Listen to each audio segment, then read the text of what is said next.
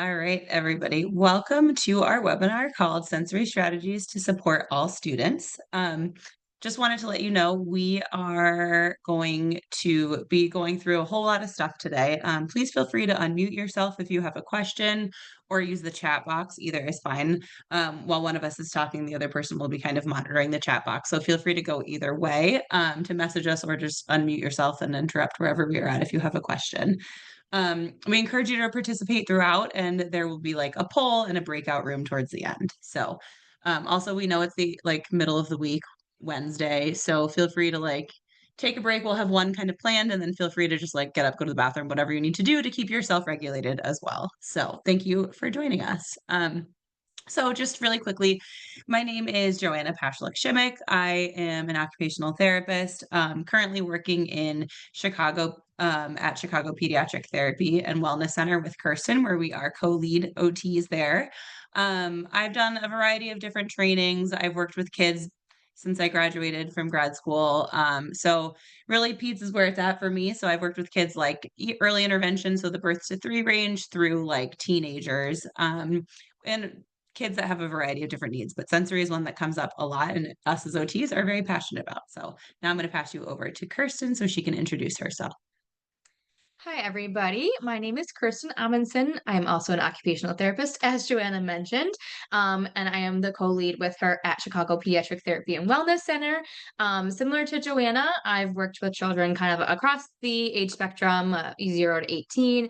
I would say majority of my kids are between that 2 and 7 range, with the various diagnoses or challenges that they experience.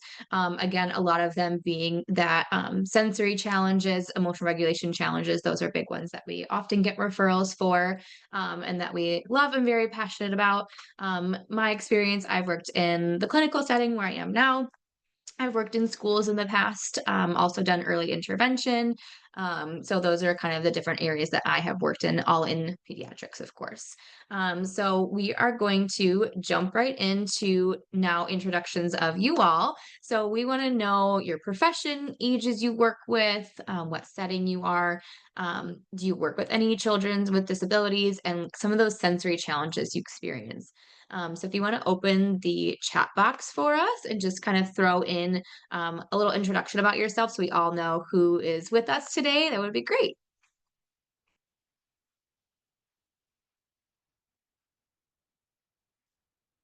Great. We have some special education teachers with us today, SLPs, lots of early childhood, pre-K teachers, Paras.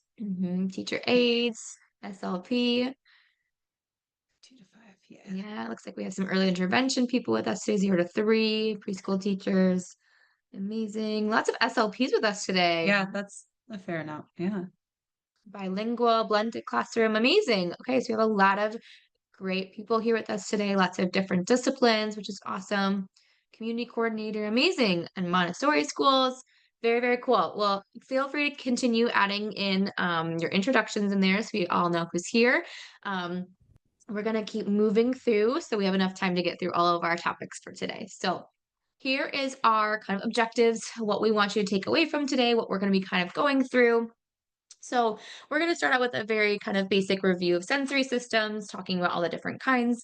We're going to talk about what it looks like to be a hyper responsive versus hypo responsive in all of those sensory systems, and specifically what that might look like in your classrooms.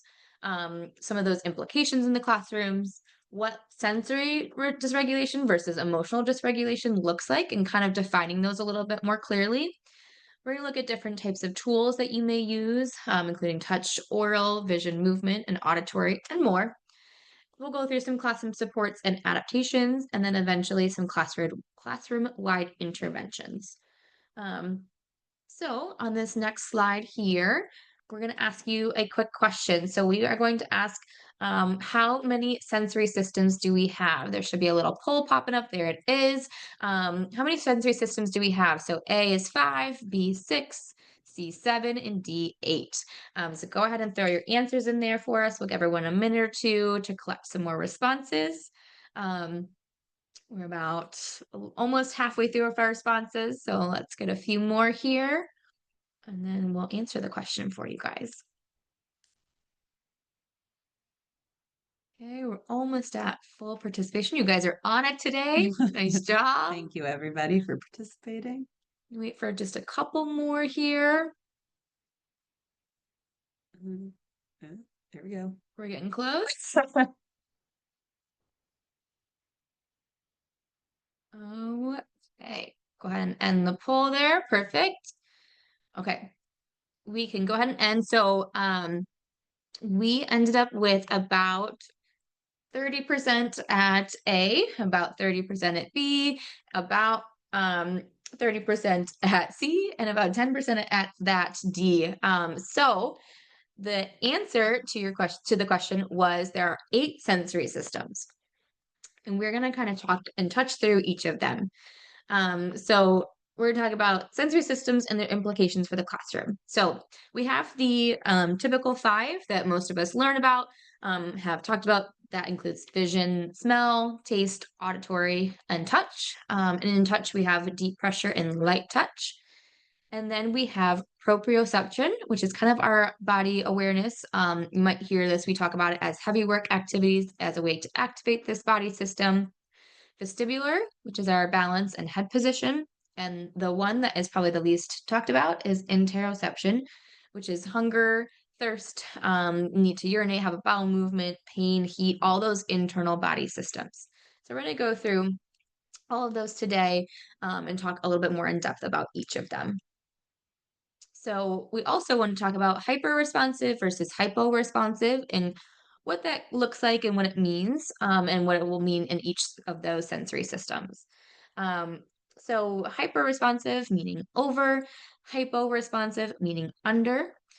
So our hyper-responsive kids are highly responsive to sensory stimuli, whereas our hypo are kind of underwhelmed or seem to not notice different things in the environment.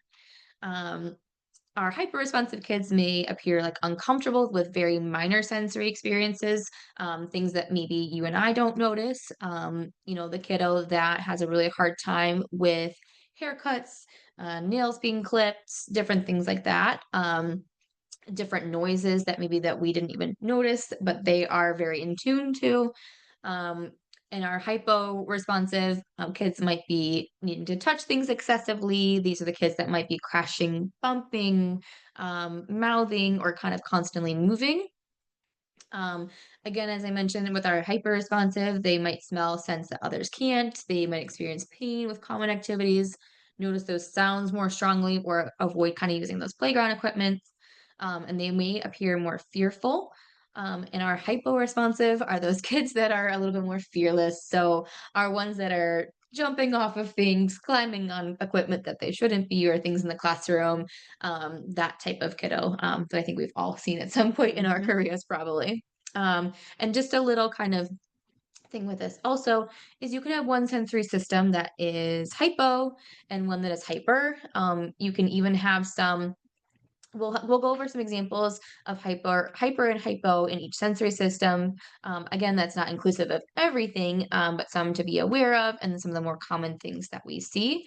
And I would say even in the same sensory system, so let's say in visual, you can have some hyper responsive and some hypo. So that we just wanted to break that down a little bit more. So if you ever hear those terms being used, you kind of know what they are meaning. So the very first one we're going into, a common one we all know is our visual system, which helps us receive, perceive, interpret, and integrate all that visual information. This includes things like visual motor skills, perceptual, attention, and processing.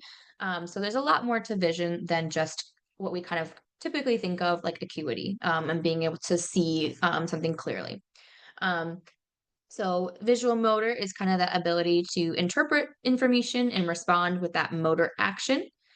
Perception and processing is how we're interpreting that information, and the attention is the ability to actually attend to the entire task. So, for an example of using our visual system with an activity as simple as throwing a ball, the motor action is kind of watching with our eyes and being able to respond by catching with our hands versus, letting it bounce off of you. The perception is processing is that depth perception, ability to see the ball versus the background environment, being able to attend to that. And then the attention piece of being able to watch the entire thing for the duration of the task and not being distracted by something else, maybe moving around in the background. Um, so some different considerations for our classroom with our vision is thinking about, is my classroom really bright? Is there muted colors? What do I have on the wall? Is it really clean? Or are there a lot of things on the walls like posters and colors? As fun as they are, is that something contributing to maybe some of the background for our kids? Um, for our lighting, do we have natural lights? Do we have lots of windows and ability to open them and use them? Or are we in the fluorescent light where it maybe is a little bit more bothersome? I know even myself, I don't love a fluorescent light all the time, right? Um, Something else to think about for some of our kids is visual stimming. They can get stuck in certain play ideas or things in the classroom. Our hyper responsive kids in visual system might be avoiding eye contact. They might use more of that peripheral vision or kind of that side vision. They may dislike some of those bright colors or lights. Our hypo-responsive kids might notice small things in the environment, watch things work, or kind of have some of those visual stims where they're kind of watching something repeatedly as well. They might watch Toy Spin and figuring out how things move and work, or even like change in lighting. We had a kiddo that Mhm. loved to flicker the Oh, lights yes. on and off and on and off, and that was one of his visual stims in the classroom. So some out of those adaptations for our visual system in the classroom. So thinking about seating arrangements. Where is everyone seated? A kid that gets super visually distracted, where's the best place to put them? If they're in the back of the classroom, that might be an area where they're more distractible. Maybe if they're by, I have a kid that if they're by a door or by a window, they're often kind of staring out into space or out into what's going on out there. So that's another thing I keep in mind. Um, and making sure they're kind of sitting close to the teacher and avoiding those windows and doors. Keeping our rooms as neutral as we can be helpful. So bright colors and lots of those wall pieces can be really distracting for some students. We often suggest like maybe one or two, fun things engaging. We want it to be completely, a beige wall, but we want to make sure we're not having too many things that are really visually distracting. Um, we might use folders for each workspace, which is really nice, especially for those if you're doing any sort of work at the table where you need a little bit more focus and attention, using kind of that workspace to block off each of your spaces and make sure they're not kind of getting distracted by other students. Um, we might use that as like a calming corner too, which helps block out the other visual stimuli as well. Um, Other things that you might use, sunglasses or a hat. We've had lots of kids that are really responsive to like sunlight or bright lights or things like that. And so a hat or sunglasses can be really helpful if they are allowed to wear them in school. Glasses, or sorry, different types of lights. So dimmers and light covers, as you can see in this picture here. We have these over our skylights. So we have some kids that, again, are really sensitive to the bright lights. And so we're able to kind of pull this over to kind of dampen the light a little bit. And our kids do really well in those Mhm. environments as well. Now we're going to talk about olfaction or smell. So, again, our sense of smell helps us detect, perceive, and interpret various scents and help determine whether something is desirable, like a cookie, or hazardous, like we should not put in our mouth. Like soaps and different things, shaving cream, whatever that might be. Mm. And it again plays a role in our sense of taste as well, as I'm sure all of you have noticed over the years with being sick or something like that. It affects your sense of taste. Um, so this one, not as much of a consideration for the classroom, but there are pieces and components for sure. So things for a classroom is like snack and lunchtime if you're doing any eating in the classroom. The smells of paints and glue, craft activities, or any other sensory things you may be doing. Something for our teachers or even for other students is like lotions or really strongly scented lotions and perfumes. Um, I know myself, I really try to come in as a very neutral person when I'm with my children, so I don't wear a lot of really strong scented lotions or perfumes. Bathrooms, lots of, lots of things that can happen in a bathroom, whether that's cleaning supplies or someone was ill or something like that. All kinds of things can be smelly in the bathroom as well.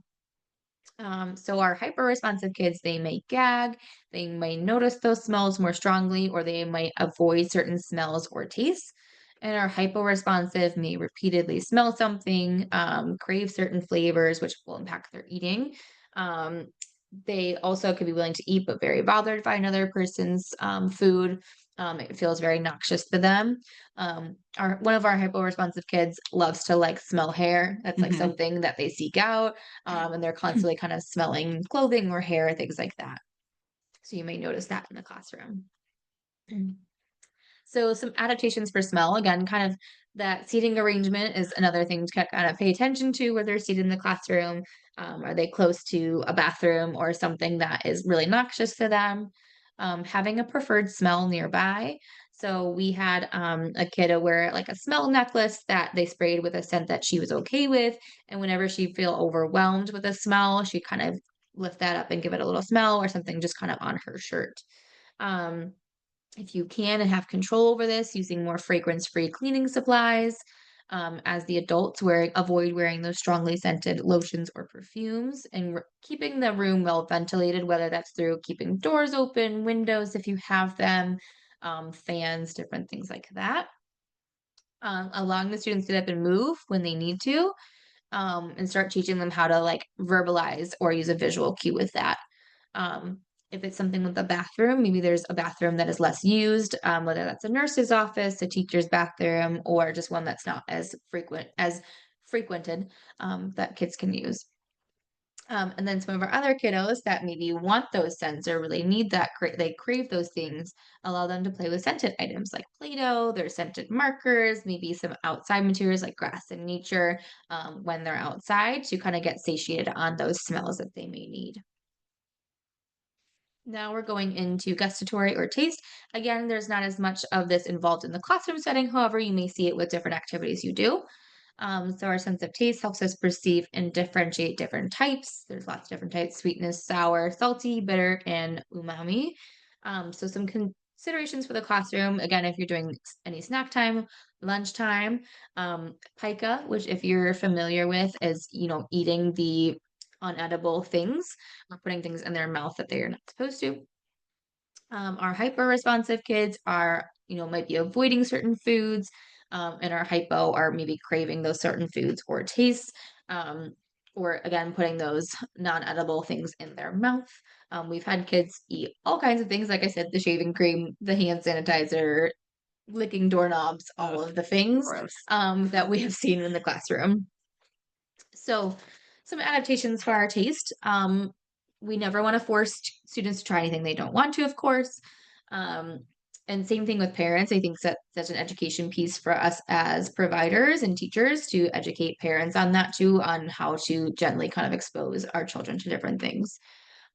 Doing play with foods, if there's food exposure you can do, creating sensory bins, science experiments, um, use plates and trays that have separate spaces for different foods, and kind of put a small amount of each food on a plate for exposure, but the student, of course, never has to taste or touch if they don't want to. Um, I've had students that can't, kind of tolerate even having it on the same plate, so I'll sometimes have, like, a separate plate off to the side to start with, and I just put a little bit next to them, and I'm always telling them, "You don't have to try it, but it's there if you want to," and then eventually we try to work on having it be on that same plate. Um, for our kids that are, putting things in their mouth, of course, helping them determine edible versus non-edible food objects, and using different tastes to support regulation, whether that's sour, sweet, crunchy. A lot of those hypo-responsive kids, um, crave those stronger flavors, whether that's something that's really sour. I have a lot of kids that love sour Mhm. spray. Or kids that crave those really spicy flavors. I have a lot of kids that love hot Cheetos, different things like that to allow them to explore. Or I suggest sometimes like the fruit leathers that are really nice and tough to chew on, if they're old enough to kind of be able to manage that. You can also do some oral motor activities like blowing bubbles, using straws, blowing up balloons if you're allowed to have them. Again, this is when there, as I mentioned, there's less interventions that happen in the classroom. If your kiddos are experiencing some difficulty with taste, that might be a good evaluation for an OT, a feeding therapist, or a speech therapist as well. Here's a little visual that sometimes we'll put up if there's a kid kind of working towards speeding or taste or trying something new. We kind of, this is the SOS approach, that are steps that are required before eating or even kind of tasting the food. So we kind of sometimes we'll put this out for another visual for kids of like you can just look at it, you can touch it, you can smell it, you can kiss or lick it before you even put anything into your mouth. So sometimes that's a nice way to build it up for kids. All right. So now we are going to jump into our auditory system, and our auditory system helps process sounds in the environment, including distinguishing ambient sound or background sound from like conversation next to you. Um, some considerations for the classroom are kids that have difficulties with auditory processing only might be able to follow one direction at a time, or they might have difficulty with comprehension or anything that you're telling them auditorily, right? So we'll go into it a little bit more, but like visuals become really helpful for kids. Kids that have difficulty with this, you might notice inattention. I've read all kinds of crazy statistics that kids that, get diagnosed with ADHD really just have difficulty with auditory processing and understanding in their brain processing what people are telling to them without those visual cues. So that's always something that I try to keep in mind too, that inattention can look a lot like something else, but it could also just be an auditory challenge. Being aware or cognizant of echoing in classrooms or hallways. A lot of our kids who have some difficulties with auditory processing, who are maybe hyper responsive, might have difficulty regulating their emotions. Like they hear one sound or something, it just sets them off, and then they have a really hard time kind of coming back from that because it was so startling or alarming to them. Um, you might notice these kiddos work better one-on-one versus in the classroom or larger groups. So these kids do better with that one-on-one instruction versus those larger group settings, and just being mindful of that. Our hyper responsive kids might hum or sing to themselves to drown out background noises. And they have like a big response to loud or unexpected noises, as I said, that often impacts their emotional regulation as well. Our hypo-responsive kids may not respond to their name, or they might make frequent noises. And so this is one area that I think can be a little bit difficult to tease out because kids that are hypo-responsive might make a lot of sounds, but also kids who are hyper-responsive might make a lot of sounds, right? And so teasing out kind of like what's going on there can be a challenge, and that's okay. And that's something that like us as OTs are always trying to figure out, like what's causing this reaction and how can we help support them? And so it's a lot of trial and error, and that's okay. That's kind of what sensory is because it's a little bit more Mhm, abstract. So mhm. just keeping that in mind. One other thing I wanted to kind of mention is that like those busier times might just be more challenging in general for these kids. So like lunchtime, specials, free play, just like that more unstructured time when things have a tendency to get louder. I once worked with a kid who the sound of pencil on paper was really, really, really awful for him. So just keeping in mind that like he was able to verbally say that that was a sound he could not stand, and so we worked on trying to tolerate that, and use some tools as well. But just keep in mind that like our kids might be picking up on sounds and things that we don't even notice, and that might be really aversive to them. And another thing I wanted to mention is that auditory processing typically does not get diagnosed until age 7. Kind of similar time frame is when our kids can get diagnosed with ADHD. So, just keeping in mind, like using some of these tools that we're going to go through might be really helpful for some of these kids since they're, a lot of you are working with younger kids. And so we might not have this diagnosis yet. And with our auditory, typically children are experiencing these more heightened than adults. We tend to Yes. kind of start losing some of those auditory skills as we're getting older. Similar to our taste as well. Hmm. Typically, if you think something is really strong tasting or scented, it's even stronger for our children. And same thing goes for auditory. They have better auditory systems than we do. So just keeping that in mind that if something is very adversive for even you, thinking about how that can be affecting our children is also super important. All right, so some adaptations for auditory. Noise canceling headphones during the most challenging parts of the day. These have become so much more common lately, which I think is great for most of for kids that do have challenges with all of these unexpected sounds and things like that.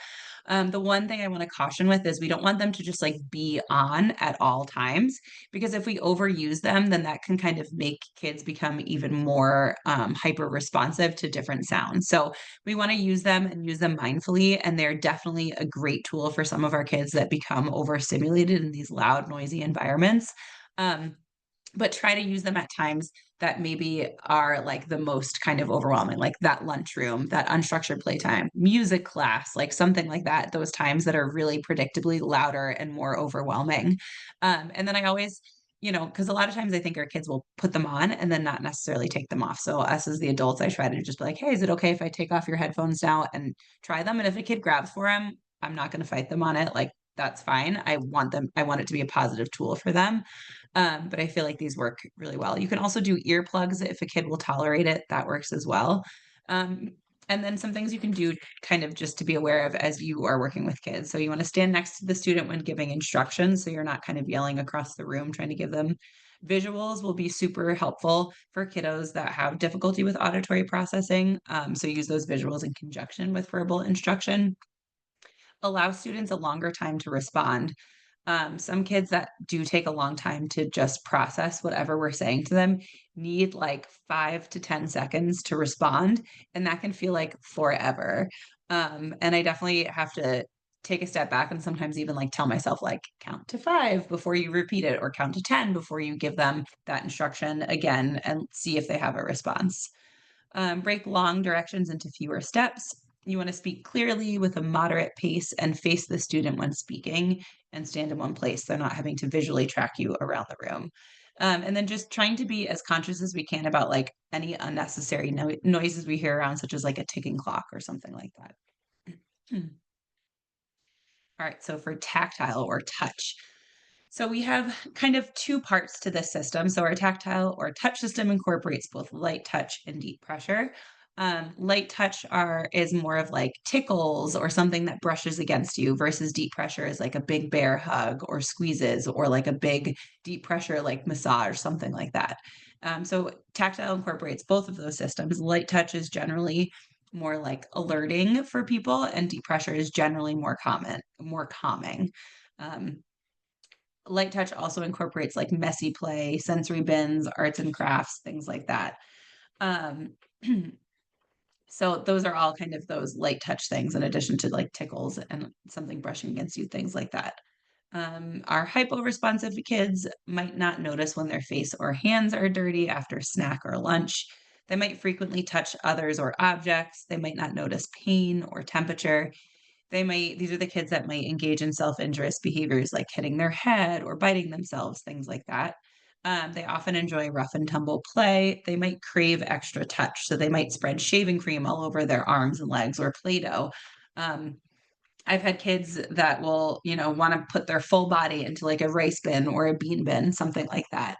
Um, our hyper responsive kiddos might show distress during craft or messy play activities, or like limited snacks, or picky eating, right? If they don't want to touch that messy food because it's just too much for their sensory system, then it could impact their feeding as well.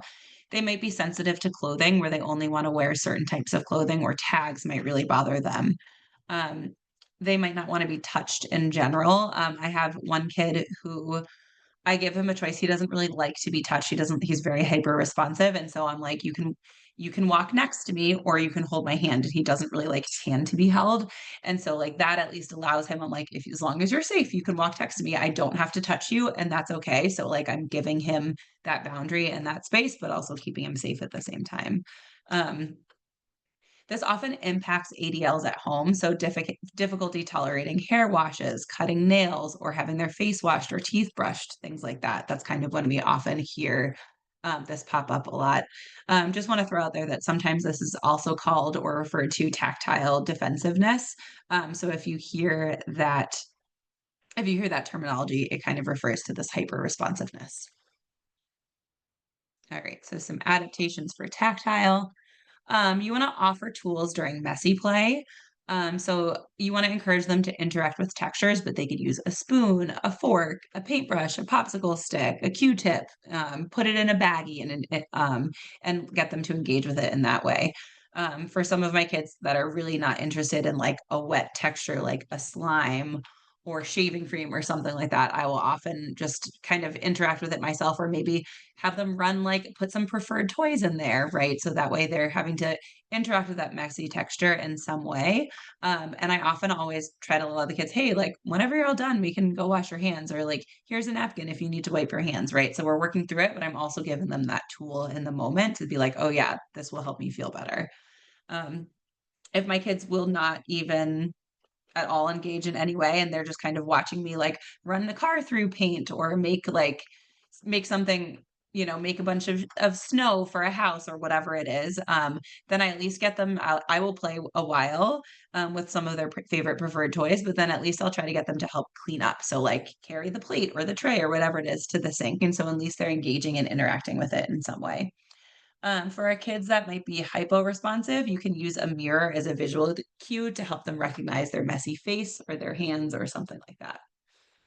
I will also say with this too, if I have a kiddo that we're really trying to work on safe touch and kind of offering that deep pressure, maybe they're a little bit more hyper responsive to touch.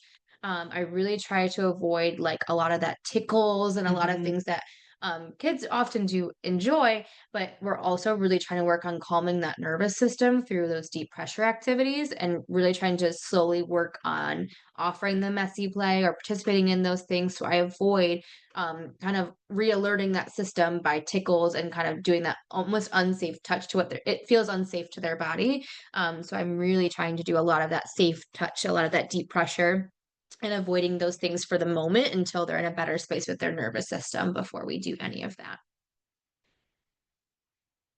All right, so proprioception. So this is a big, important, and very like powerful sensory system.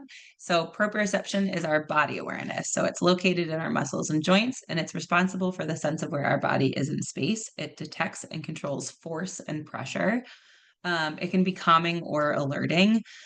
For most kids, I do think, right, like our kids that are maybe lower arousal, if you're getting them to engage in like climbing and different heavy work activities, it can bring their arousal level up.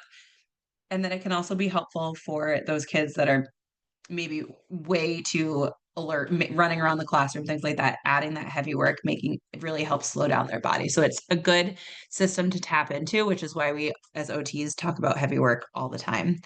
Um, so some considerations for the classroom. So these are your kids that might stand too close to others in line. They might push or bump into peers too hard and not have any idea that they even bumped into somebody. You might see them climbing on top of shelves or desks, right? So those are those kids that are probably seeking, right, seeking all of that extra movement. You might have kids that are difficult, having a hard time grading force. So you might see this in like gym class or recess, where they're under or overthrowing a ball. But you could also see this with like writing activities, breaking a pencil or not using enough pressure. Or if they just generally seem unaware of their body. So this might be issues with both body awareness and spatial awareness, or what's going on in the environment around them. So our hypo-responsive kids, you might see them bumping, crashing, banging, unaware of their body and or spatial awareness, biting, hyperextending their joints or walking up on their tiptoes. So kids who walk up on their toes are big toe walkers can might be giving themselves extra proprioception. It can also be a vestibular challenge as well, but we will often see this with kids that are like really pressing through their joints, that they are trying to give themselves more of this proprioception to get better awareness of where their body is in space.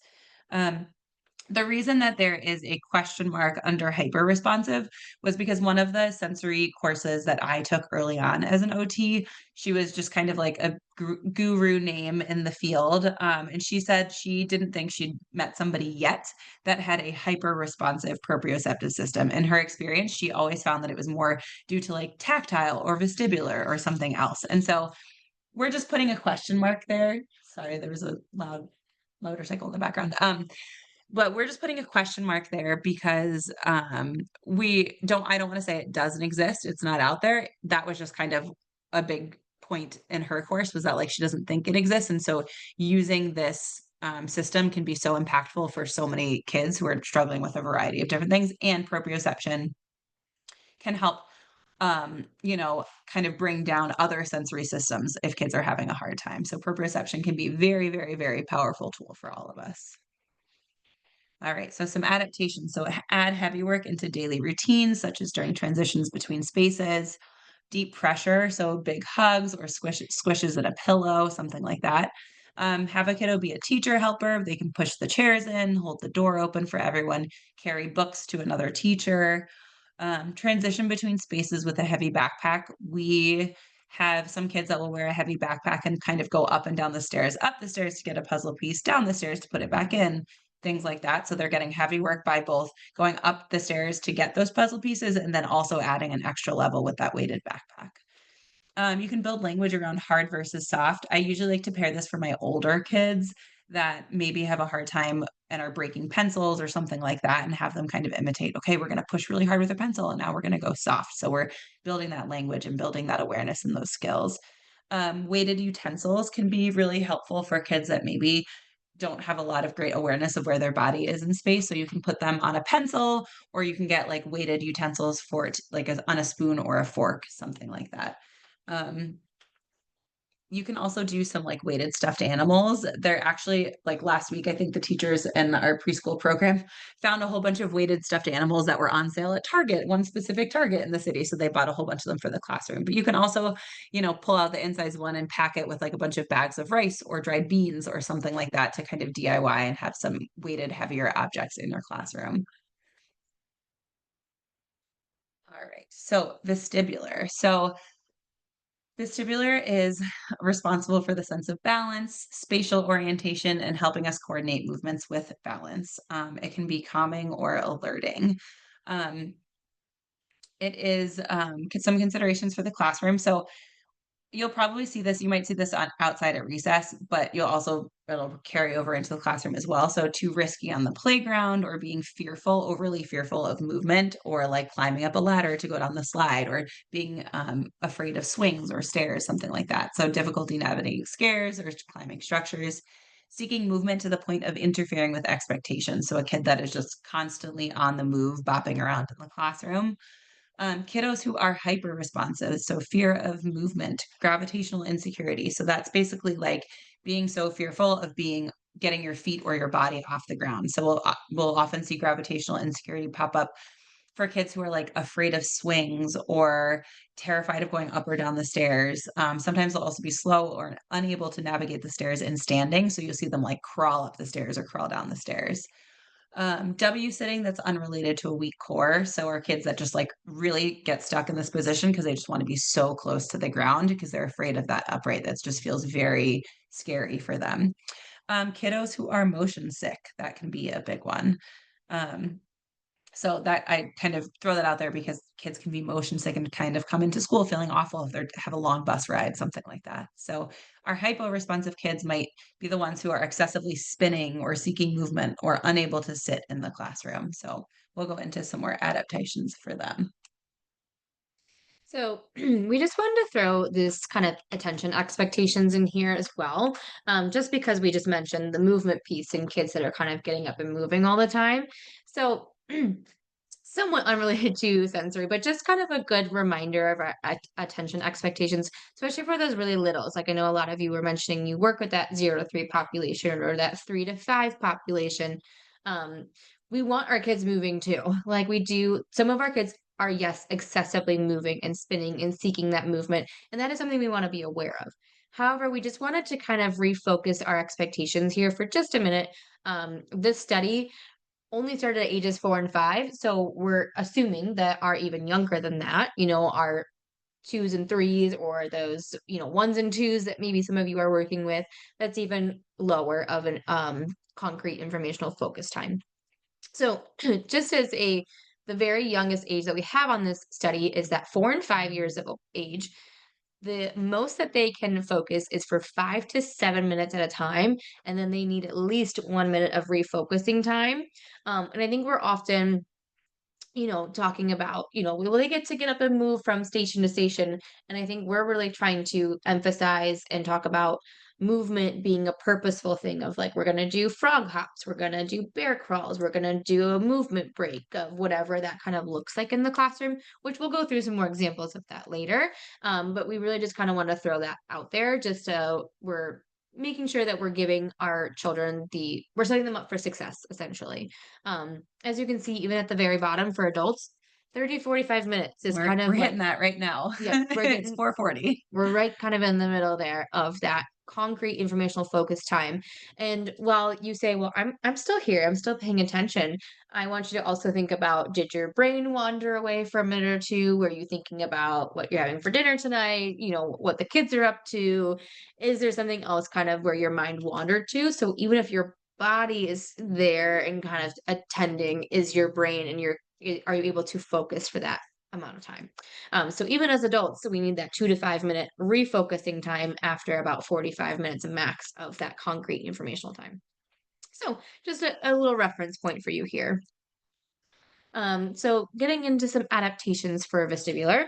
Um, so this might look like things of swinging on the playground, riding a bike or tricycle, doing yoga or other videos to kind of get your head at a variety of positions. So as you can see in that picture in the bottom, their head is kind of a different position, which elicits our vestibular system.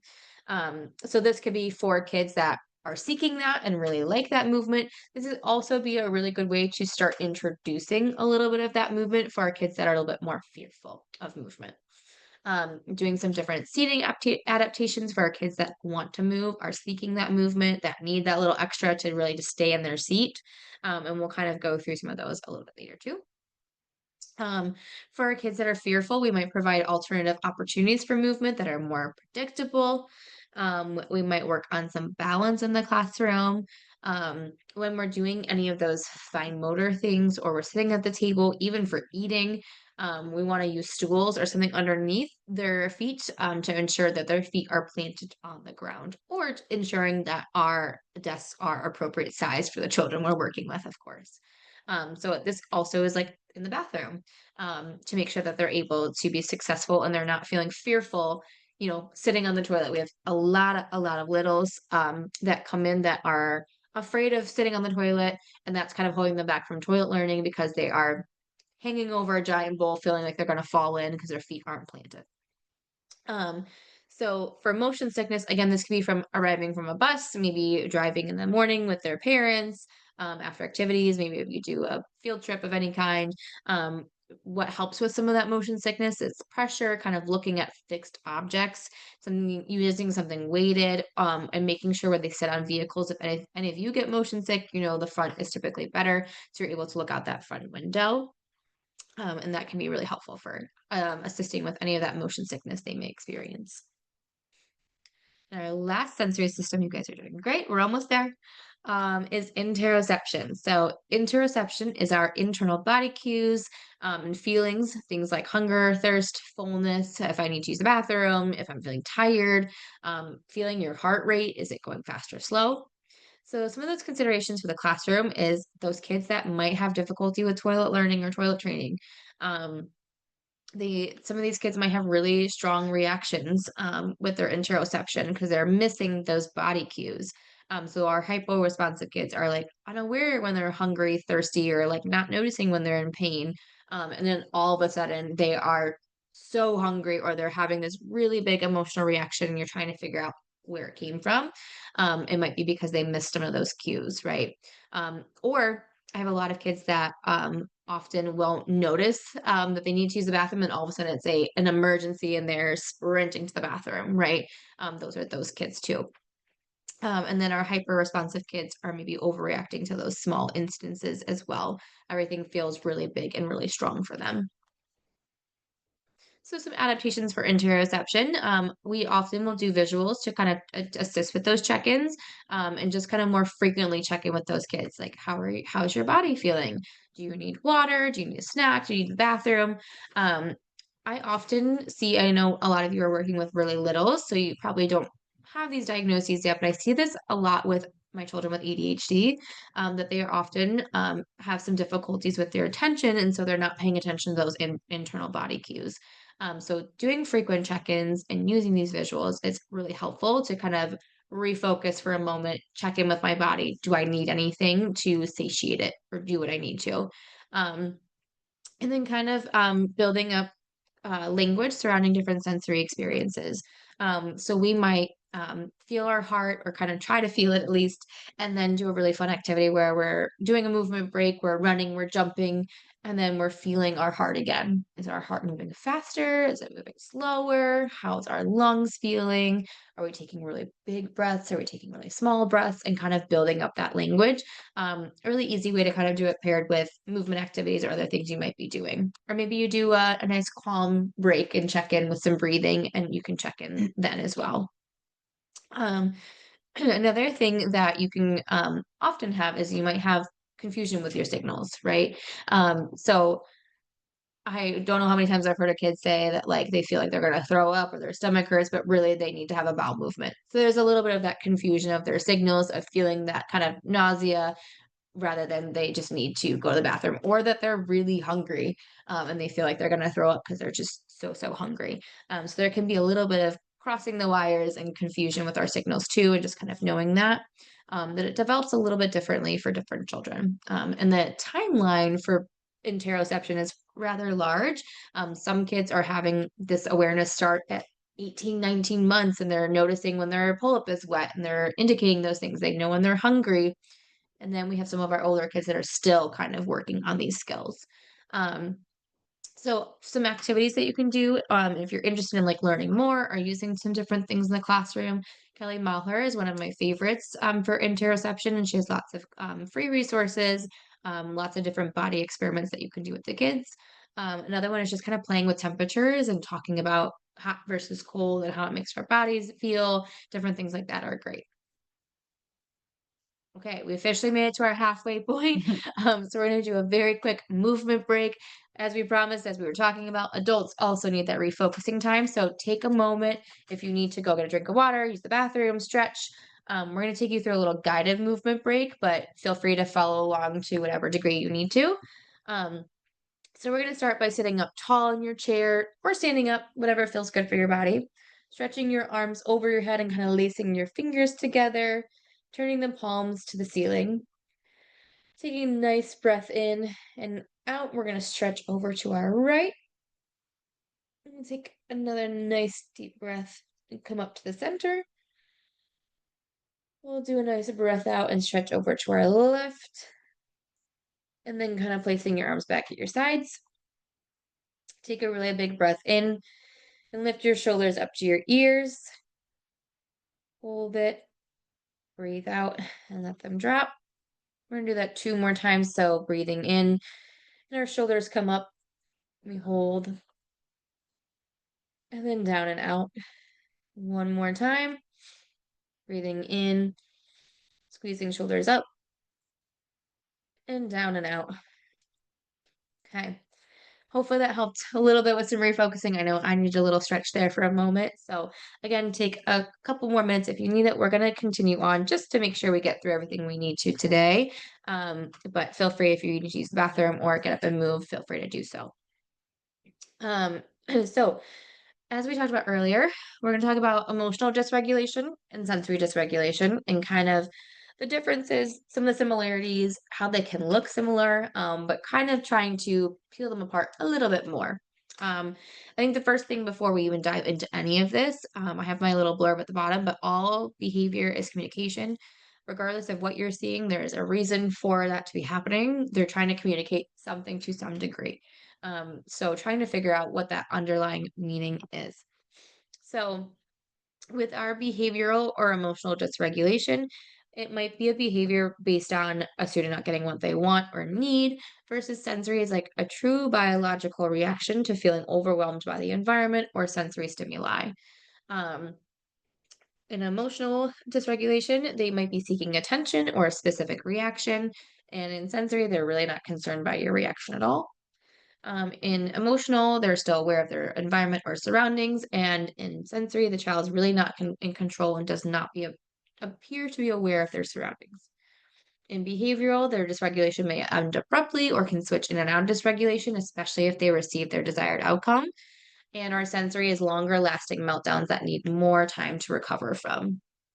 Um, so a couple different examples. I've been called into the classroom for what was an individual thought was a sensory dysregulation. But I was observing and watched him start getting upset and throw items and was melting down in the hallway. And then as soon as a favorite teacher walked by, he kind of completely snapped out of his meltdown, went over, talked to her for a couple of minutes, was chatting about their favorite things, and then as soon as she walked away, he went right back into his dysregulation of throwing things. And for me, that was more a behavioral in nature. And then he was able to request what he needed, and once he received that, his dysregulation ended. Um, so for him, it was more of an emotional dysregulation. Now I have a little in the classroom who's about 2, and hers is very much biological in nature. I believe she's getting very overwhelmed by all the noises and visuals in her classroom, and she is just very upset, and she is crying, and she is not aware of everything else going on. Kind of being held or rocked or things is not helpful. What really helped her kind of re-regulate was using headphones and kind of blocking that stimuli. So for her, hers was a little bit more clearly a sensory dysregulation than a emotional or behavioral dysregulation. Um, I will say sometimes a sensory dysregulation can morph into emotional dysregulation. Maybe it started one way and kind of changed into something else, or it can be learned experiences as well. We've had some kids that have learned that a hand dryer feels scary, so every time they go into the bathroom, they start having a meltdown or panicking, even if the dryer is turned off. They have this learned experience of this is scary, or maybe we worked on tolerating different sounds and working on that, and their sensory system has integrated.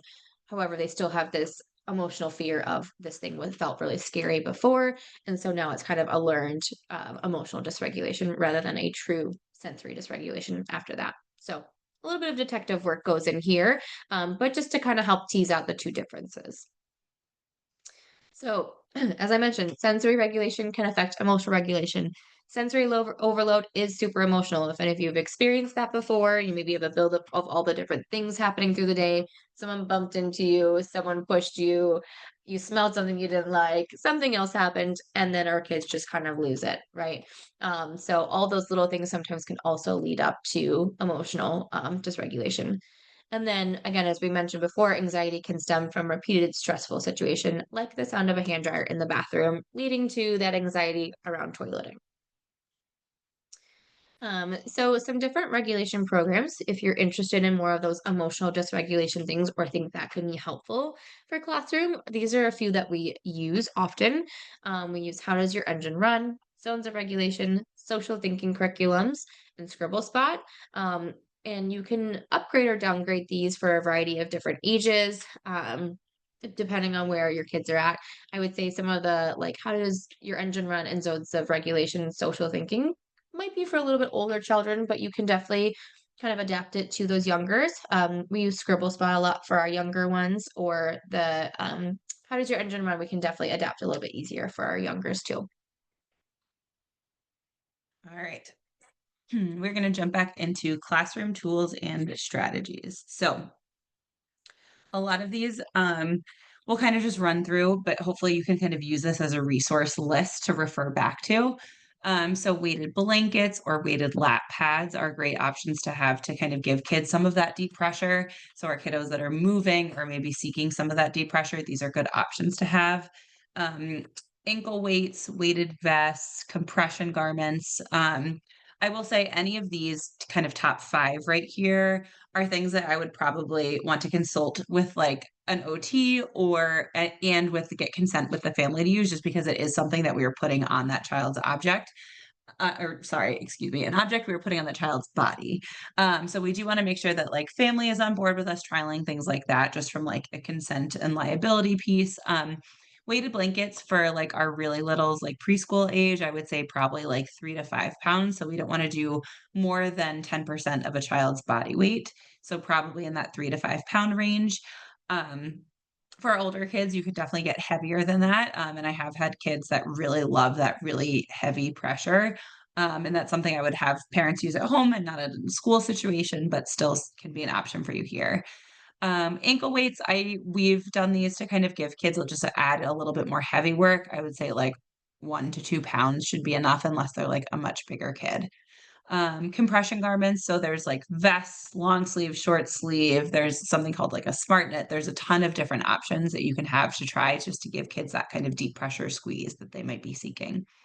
TheraBand can go around, a chair, around the bottom of the chair, so kids can, like, put their feet on it, kick at it, pull on it, something like that. Variations of play and learning positions, so can you do circle time laying on your belly on the floor? Can you, um, just, like, mix it up? Can we do a math lesson, like, walk across the room like a bear and do some math problems, and then come back across, something like that. So, using movement breaks, we'll go into some options later, and seating alternatives, which we're about to jump into.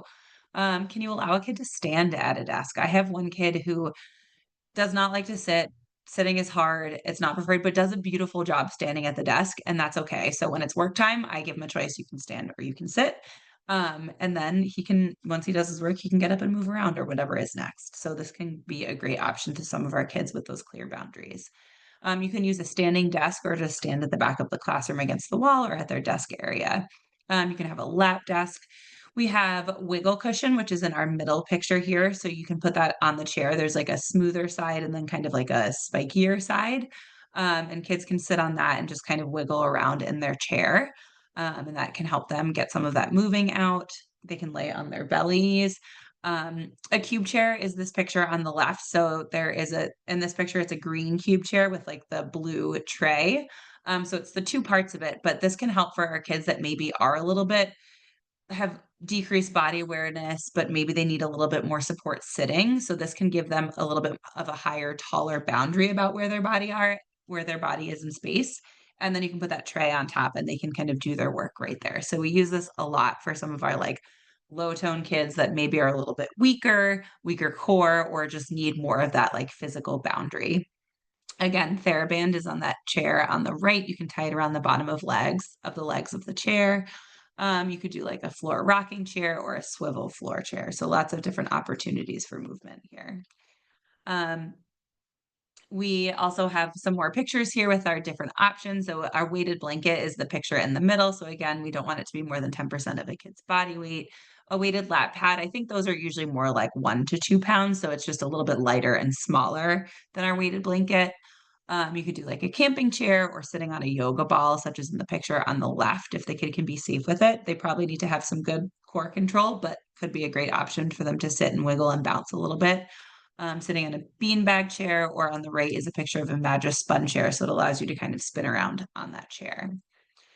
All right, so some auditory tools. So using different kinds of music. So you can consider like for increasing arousal level, using something that's like faster paced, something like that, versus decreasing something a little bit slower with like a strong bass beat, something like that. We've already talked about noise canceling headphones, so we have those on here. Taking kind of like going to just a quieter space, whether it's a quieter part of the classroom or maybe taking a break from the classroom altogether.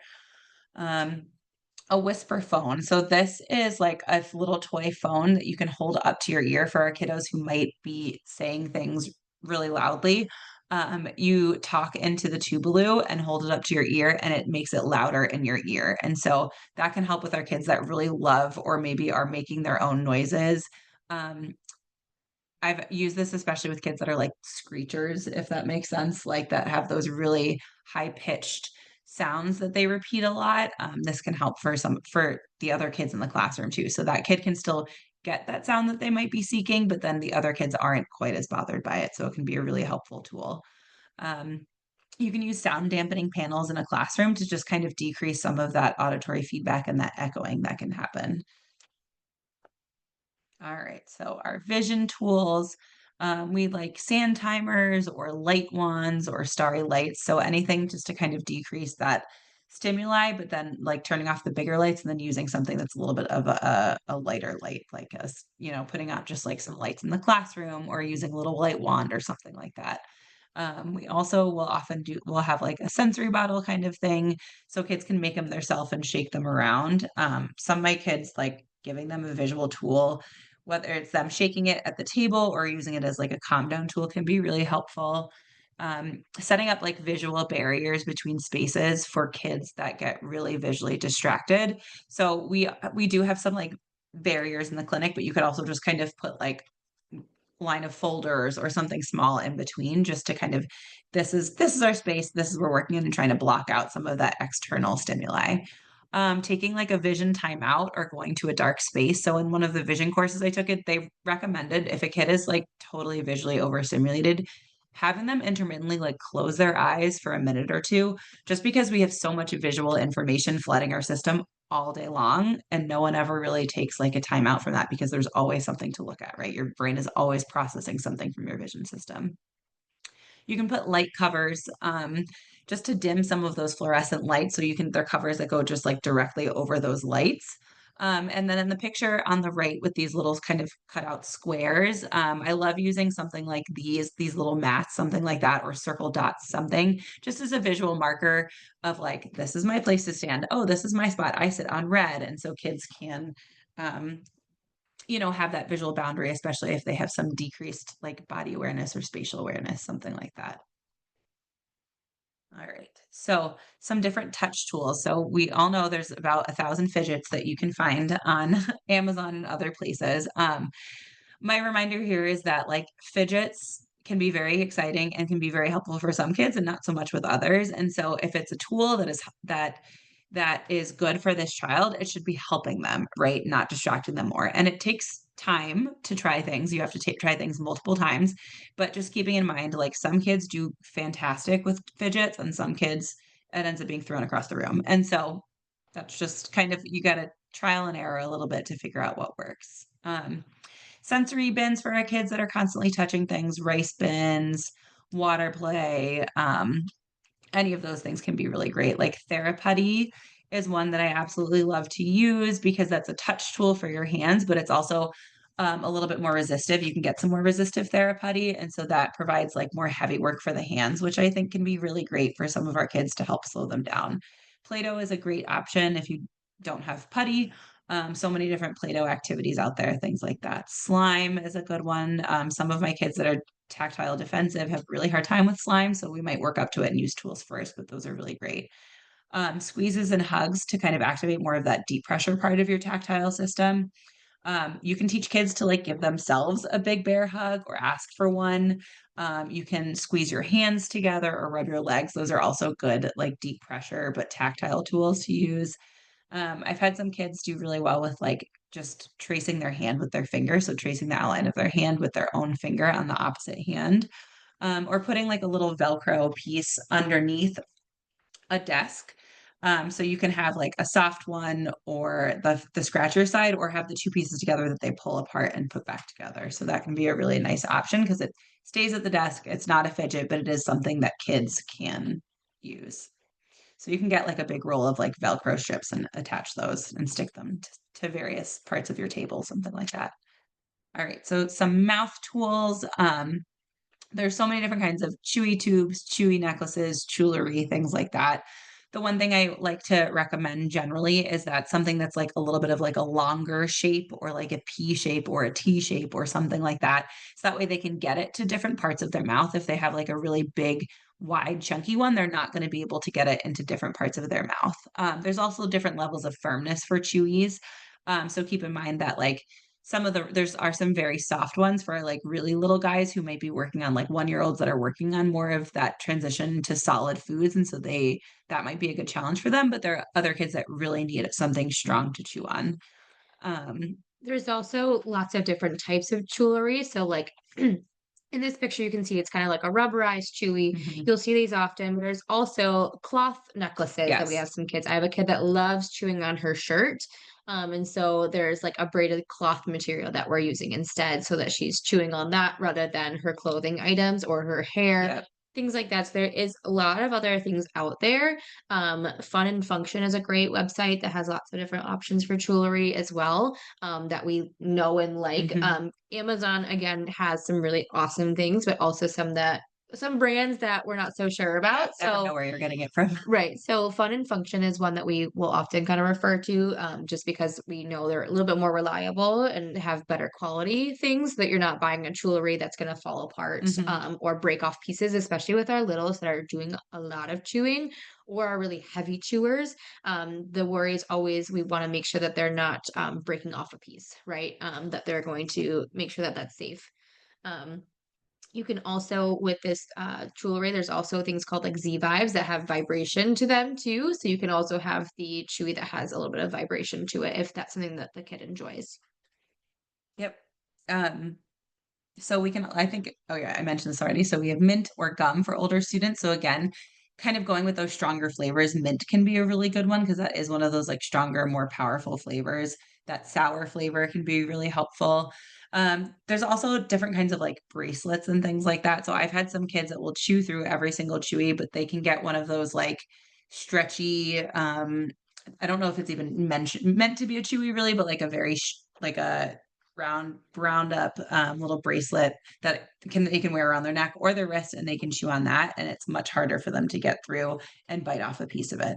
Um, I also like to do like straws with like, oh, drinking straws, water through a straw, or like a smoothie, something like that. That's some nice heavy work for the mouth, something thicker, a little bit heavier that they're drinking through a straw cup. Some kids will not do the chewies of any kind, but they'll chew on the top of their water bottle, or like the straw piece of it. So I've had some kids do that as another option. Bubbles can be a really great one, and that also incorporates more of that breathing and breath work, which can be really calming for most kids. And also playing around with like crunchy or chewy snacks. So some different chewy snacks are like fruit leathers or jerky or frozen fruits. Also playing around with temperature. So maybe like something cold is really helpful for them, in addition to like flavors and crunchy things like that. So lots of different options there. Oops. So some different breathing tools, just to kind of, right, always slowing helps slow us down. So if we're pairing something like a little bit faster paced, but then maybe we do some breathing tools after. So there's Infinity 8 breathing, where you're tracing along that Infinity 8 while you breathe in and trace it with your finger and then breathe out. Belly breathing, you can kind of lay down and fill your belly with air and then let it go. Square breathing is a similar idea where you can trace that square where you breathe in for one side while you're tracing it, and then when you go across, you're breathing out. Blowing bubbles, doing dragon breaths, so you're blowing out really hard, blowing on a pinwheel, bumblebee breaths. There's also like a YouTube video for rainbow breaths that kind of pairs movement, so you're drawing the shape of a rainbow while you're taking some deep breaths. Nostril breaths, where you're covering one nostril and breathing in and out, and then covering the other nostril and breathing in and out. And any kind of meditation. So those are all great things that can be paired, to kind of help everybody in the class slow it down a little bit. All right, so how to implement these tools now that we have kind of gone through all of this. So we want to teach when we are regulated and ready to learn. And we first want to practice using our tools, when we are regulated, right? So we're going to start introducing this by using language around, tools help our bodies, when noticing when our tools are helping our bodies or when it's not helping our bodies. So everybody uses different tools. Some tools help our bodies and some tools don't. And just kind of establishing that as the language and talking about how everybody uses different tools. You could use like centers or something like that to trial a variety of tools and allow children to explore. And you want to keep in mind that you want to trial multiple times before determining whether that tool is working or not. Again, you hand that kid the fidget, they throw it across the room, or it just gets too distracted and they're not able to attend. Give it another try a different fidget. Still not working? Hey, fidgets don't work for that kid, and that's okay. Um, so everybody has different tools. And everybody also, kids are going to probably be extra excited with something new, right? That's just the nature of being a child. Something new is exciting. And so making sure you give it multiple tries before you decide whether or not it's working. If a kid is if a kid is like, you're trying a seated option, like a wiggle cushion or something like that, and they're wiggling a whole lot, but then they're able to do their work, great. If they wiggled and it just kind of increased their arousal level and increased their arousal level, maybe it's not a good tool for them. Maybe we should try heavy work instead. So just it takes a lot of trial and error. That is kind of part of the process, and that's okay. So just want to empower you with that. Okay, so we're going to quickly go through some classroom-wide movement activities. These are things you probably have maybe heard of before or used in your classroom, but these are ones that we do like to use. So we do a lot of stretching and yoga. Cosmic Kids has some really fun ones if you're doing any like themed things for the week. Cosmic Kids Yoga has almost everything under the sun on their YouTube that you can look up and use. So whatever the kids are really interested in, or maybe something you're learning about. Freeze dance can be super fun. Doing the Simon Says, pretend you are, getting chased by a lion, driving a race car, all of those things. Go Noodle is a really great one too for those movement breaks, and Danny Go. So I might also use movement to and from one side of the room to the other, or doing these movement activities and then following them up with mindfulness breathing activity, as we mentioned earlier, or pairing it with like a melt and touch tool. Those are all great things you can do. Or maybe you set up a simple obstacle course in the classroom. Those are all great classroom-wide movement activities where everyone needs a break, and it's not just a singular child that needs to move. It's great for everybody. A few more, some dice games. So maybe you roll a dice and have it match a movement. Those like really giant dice cubes, the foam ones are great. We'll use those. Um, Creating a simple obstacle course, like jumping from one square to the next, hopping on one foot back to your chair, if the kids could do that. Our littles, at ones and twos Probably probably not. cannot do I that, think but jump our 2 feet. but our slightly older kids can do that. Doing again the mindfulness breathing and yoga, incorporate that movement into learning, as I mentioned. So like jumping and skipping when teaching a concept, maybe when you're singing the ABCs or the one, two, threes, whatever it is that you guys are learning. Movement helps us learn. I think so many of us are kinesthetic learners, and being able to incorporate that kinesthetic piece or that movement piece while learning is so, so important. Um, you can do scavenger hunts around the room. Maybe you tape your work to the wall for coloring. Obviously, being mindful of how old your students are if they're going to scribble on the walls. But that's a great way to, again, get that movement, get a different position of learning. Um, More pretend activities. We do YMCA dance breaks. All of those are great things to kind of give some movement for everybody. Some more specific heavy work. So that proprioceptive system we talked about earlier today, that organization of the body, making everyone feel really good, that pretty much everyone can Mhm. benefit from in some way. So this might look like wall push-ups, chair dips, so kind of like pushing yourself up in your chair, carrying those heavy objects such as books, backpack. I often will suggest heavy work for the hands is great for the classroom if you are not able to move, or you need something that is a little bit slower of an activity. Maybe you do a bigger movement activity and you need something to slow down a little bit. So therapy, squishing a bug with your hands, using a stress ball. Sometimes we'll do Legos, maybe slightly bigger ones if you have people that are melding, or the smaller ones if you have kids that can be trusted with those. Um, have your kids get involved in cleanup, wiping the tables, pushing in the chairs, sweeping the floors. Um, have them maybe be a teacher's helper to get all the tasks done, and it makes life a little easier for you, and it's giving them some heavy work at the same time. Um, Rocket jumps and jumping jacks, using those ankle weights as we mentioned before. Having like a few heavy weighted stuffed animals in the classroom for those kids that need a little bit more of that proprioception, as I mentioned. Okay, so we're gonna do a breakout room. Let's do about 5 to 7 minutes. Let's do Yeah, somewhere in there, I think. 5 to 7 minutes or so. Let's do it till 5:20. So we'll do about 7 minutes. We're gonna put you guys in breakout rooms, and I want you to talk about in your groups how you can make a circle time more interactive with movement. So what can you do to kind of help make that circle time that most of us are doing in the classroom at some point? How can we make that more interactive? So we would love for you guys to all share your ideas together.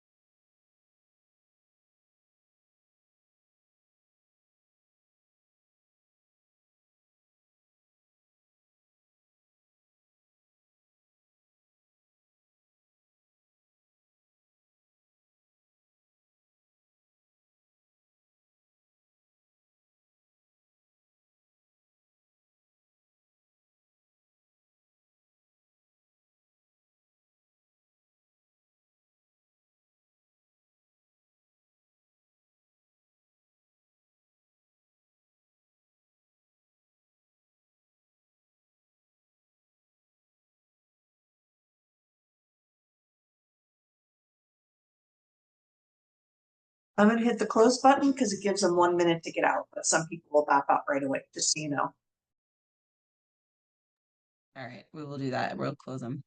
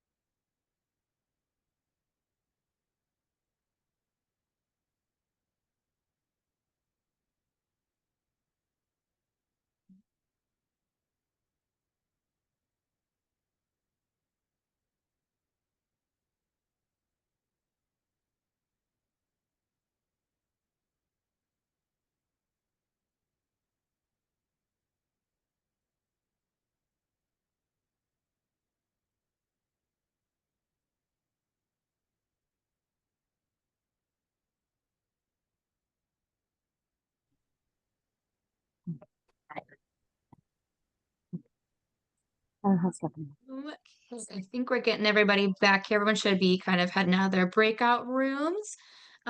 Okay, we hope you guys got some really great ideas from your peers and colleagues. We know you guys all have some really great ideas, so hopefully you got some new ones or something different. If anyone has some really great ones that they liked hearing about or had some great ideas, we'd love for you to throw them in the chat so everyone can hear them and experience them. So if anyone feels comfortable to share, go ahead and throw your idea in there. We're gonna kind of keep moving just for time's sake, but please, if you have a really cool idea or really enjoyed something that someone shared, throw that in there for everybody else to see as well. Um, so we're just going to very briefly go through some general classroom strategies. Most of these we've already kind of talked about, so I'm going to kind of go through these a little bit quicker. But again, as we mentioned, being conscious of those attention expectations, allowing those movement breaks, really being proactive with them, so that we're not reacting with, having to do those strategies.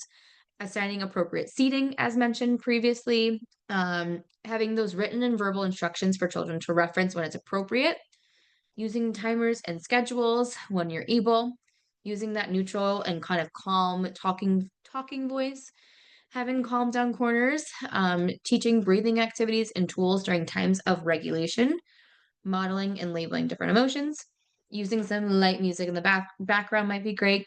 Kids jams, as mentioned previously, is a great one we use, and consider pairing those fast-paced movement activities with a slow transition activity afterwards, and lots of experimentation, and seeing what works and what doesn't. So we're going to go through calm down corners really quickly here as well, and just some kind of guidelines and things that we recommend with our calm down corners.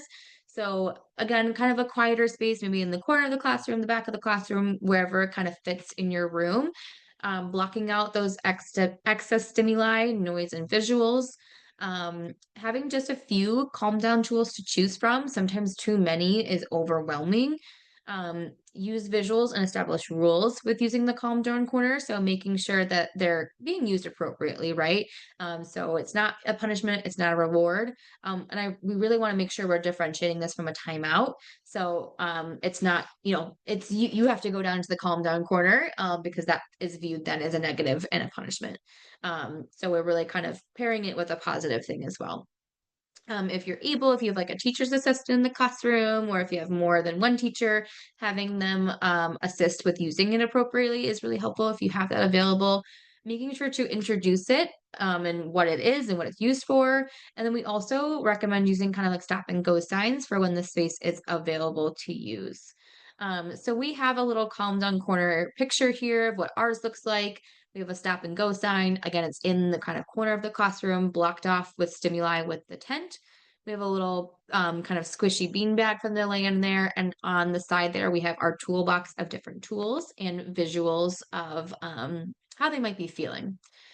We have a calm down social story. We're not going to sit here and read the whole thing, but this is really good to kind of go back and reference. This is how we introduced our calm corners to our students in our academy. So some different suggestions on how to introduce it and what we put in ours so that kids know what to use it for and the expectations around it. So feel free to look at that at your leisure. And we're going to move into a couple quick case studies to wrap us up for today. All right. So now that we've gone through all this stuff, we want you guys to kind of do some problem solving on your own so you can work on trying to apply some of this. So, student A is moving really fast and crashing repeatedly into other students and objects. The student is also frequently seen touching other students' desks, toys, and bodies, such as arms and hair. What are some adaptations and tools that you can try in the classroom? So, please feel free to throw out some ideas in the chat box.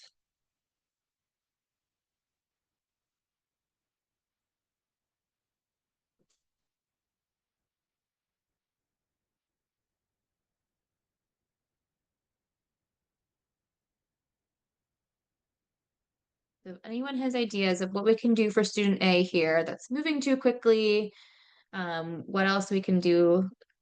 Putty, wobble cushion, We heavy need some work. heavy work. Yep. Yes, absolutely. Crash pad, social stories, heavy work, fidgets, special seating. Yeah. Yep. Being a helper, scheduled heavy work, therapy, seating, fidgets. Yep. Give them the job. Absolutely. You guys are Weighted stuffed Weighted animals would be stuffed. great. Awesome. Yeah. Awesome. Yep, you guys are getting all the things. So we had written like putty and Play-Doh, fidgets, doing that heavy work kind of scheduled as someone mentioned. During their recess time, if they have it, encourage like the swinging, climbing, all of that. Classroom helper, as many of you mentioned also. Weighted objects, and maybe some of those seating alternatives as well. So you guys all hit the things that we had mentioned as well. Okay. This next one we're going to jump into since I know we're almost out of time. So student B frequently appears to have low energy. Oh boy. Sorry. Buddy. Whoopsies. Um, to have low energy but follows classroom rules. The student is generally well behaved and not disruptive, but it can be hard to tell whether the student is paying attention. Student B does not always respond immediately to his name. So, what are some adaptations and tools that you can try in the classroom? We like this example just because we feel like these kids are sometimes like overlooked a little bit. Because maybe their dysregulation is not as obvious as other people. So, what kinds of things might you try for student B?